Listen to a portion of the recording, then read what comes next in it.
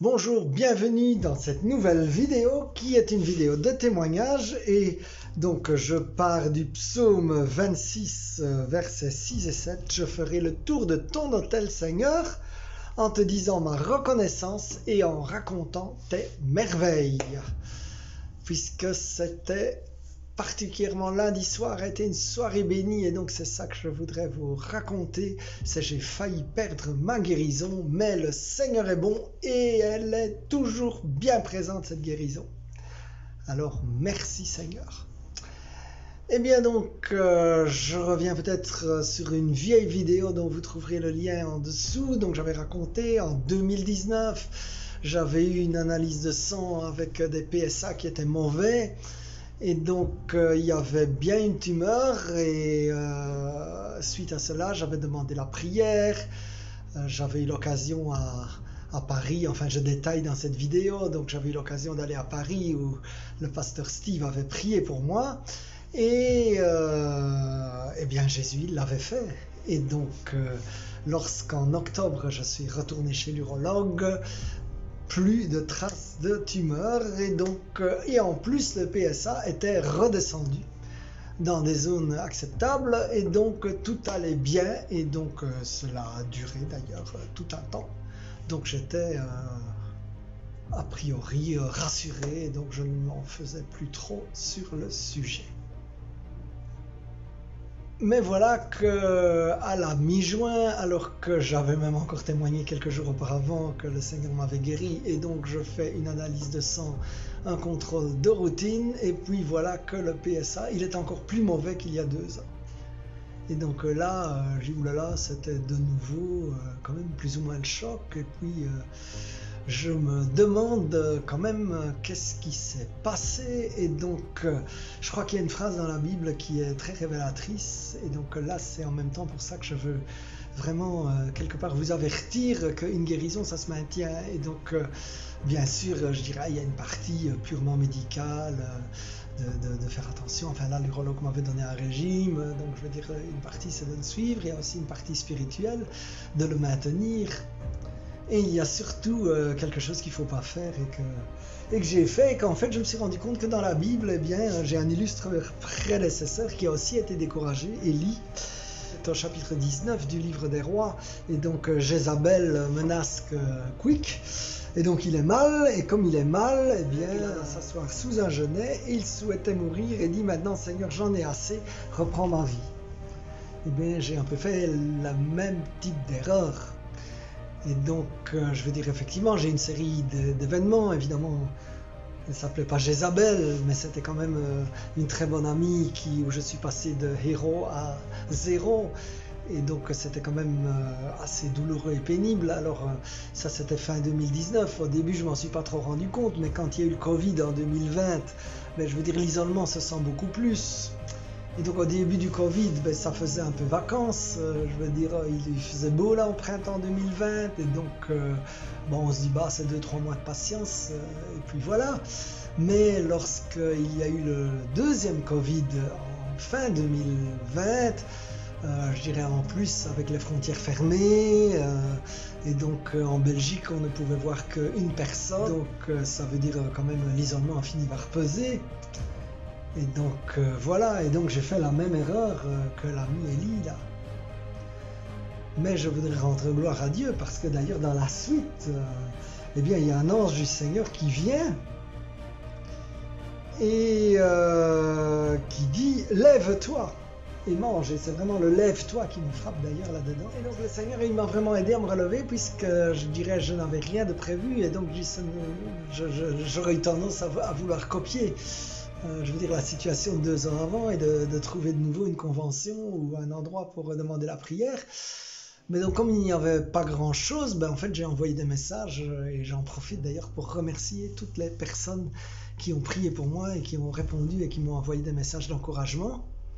Et donc là il n'y avait plus vraiment grand chose avant l'été et j'avais une retraite qui était déjà prévue de longue date où j'étais équipier de prière, mais enfin en général quand je suis équipier de prière j'ai pas tellement l'occasion de recevoir la prière et donc j'étais près de Beauvais en fait à cette retraite Et il y avait une veillée avec des paroles de connaissance. Et en fait, en tout cas de ma mémoire, j'ai déjà été à plusieurs veillées à ce même endroit.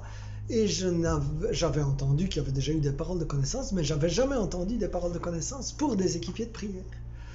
Or, voilà qu'il y a un prêtre qui est un prêtre d'une autre paroisse, qui n'est pas de la communauté locale, que je connaissais comme ça un peu vaguement, mais qui ne connaissait pas vraiment ma situation. Et donc, il a une parole de connaissance et il dit oui pour un équipier de prière qui se déplace. Et comme je suis le seul équipier de prière qui n'est pas local, donc je me suis dit ça c'est tout à fait pour moi. Et puis il a une prophétie que j'aurai encore l'occasion de me déplacer justement pour le ministère. Et donc c'était pas aussi direct qu'il y a 2 ans, mais quelque part pour moi je l'ai tout de suite pris. Je dis ah Seigneur, pour pouvoir me déplacer il faut que je sois en bonne santé. Donc je l'ai quand même pris comme un encouragement. Et donc après la réunion, j'ai été trouver ce prêtre et puis je lui ai raconté ce que je viens de dire là, que avec le découragement et des rejets, etc., j'avais prononcé des paroles de malédiction contre moi-même et donc il a prié pour les annuler. Puis le lendemain, en fait, je témoigne de ça en fin de retraite et puis là, j'étais vraiment émerveillé, très touché d'ailleurs, parce que c'était vraiment comme l'antidote au rejet, c'est-à-dire que finalement, tous les équipiers de prière se sont rassemblés autour de moi pour prier pour ma guérison, juste en fin de retraite. Et ça, c'était vraiment un cadeau du ciel, un cadeau aussi qui me montre que le Seigneur veut me montrer que même s'il y a des gens qui me rejettent, il y a aussi des gens qui m'acceptent. Et ça, mon frère, ma soeur, je voudrais vraiment te dire, parce que souvent la tendance humaine et naturelle, c'est de mettre plus le focus sur les gens qui rejettent que les gens qui acceptent. Et donc là, j'ai eu la prière. Et donc après, il y a eu le combat, je dirais, de la foi, mais là, j'ai un peu repris, je veux dire, les outils que j'avais déjà racontés dans l'autre vidéo il y a 2 ans. Et donc, j'ai repris mes phrases de guérison. J'ai recommencé à méditer, spécialement ce merveilleux texte dans Marc 1 où Jésus dit aux lépreux, là, il le regarde avec compassion et il dit « Je le veux, sois guéri ». Et donc, merci Seigneur. Et donc, j'ai vraiment remédité que le Seigneur veut que je sois guéri, tout comme il veut que tu sois guéri, mon frère, ma soeur. À cause des congés, je n'avais le rendez-vous médical que lundi dernier. Donc, j'ai quand même gardé une certaine paix. Et donc ça, je dis merci Seigneur. J'avais quand même l'impression que je dis que le Seigneur, il va le faire encore. Là, il y a une chanson, il va le faire encore. Et eh bien, je peux le dire, le Seigneur, il l'a fait encore. Et donc, lorsque j'ai été chez l'urologue, eh bien, pas de tumeur. Il ne comprend pas d'ailleurs pourquoi le PSA a augmenté. On n'a pas refait d'analyse de sang, donc je ne sais pas trop s'il a diminué entre-temps, mais de toute façon, comme il me disait, l'échographie est supérieure. Et donc, merci Seigneur. Et en plus, une bonne nouvelle ne venait pas seule, puisque j'avais raconté dans la vidéo précédente des douleurs de la pierre au rein. Eh bien, la pierre au rein, elle est partie toute seule. Je ne me suis même pas rendu compte. Et donc, il dit, vous êtes en parfaite santé. Alors, merci Seigneur. Et mon frère, ma soeur, je voudrais vraiment t'encourager que le Seigneur est bon et que même si tu fais des bêtises, je ne dis pas qu'il faut les faire, mais même si tu fais des bêtises et que tu prononces, et sois vraiment vigilant à ce que tu prononces, je veux vraiment t'inviter à cela. Eh bien, même si tu fais des bêtises, le Seigneur est bon et voilà, et tu peux aussi demander pardon à Jésus, demander d'annuler la puissance de tes paroles de malédiction ou demander à un prêtre ou à un pasteur ou à quelqu'un. Et puis, merci Seigneur. Et une fois de plus, Seigneur, tu es là. Et merci Seigneur que tu es fidèle, que tu ne rejettes pas et que tu veux vraiment que nous soyons guéris. Et donc, merci Seigneur pour cette fameuse écharpe que tu m'as retirée. Et donc, je veux vraiment louer et élever ton nom, Jésus. Et je te prie pour mon frère et pour ma sœur, Seigneur, qui est peut-être aussi dans les mêmes difficultés, qui a aussi été peut-être découragé par des Jézabel ou d'autres femmes ou d'autres hommes. Et Seigneur, on voit en fait dans le texte biblique que finalement Élie, il continue sa mission. Jézabel a été un coup de frein, mais ça n'a pas été un coup d'arrêt. Après, il redémarre sa mission.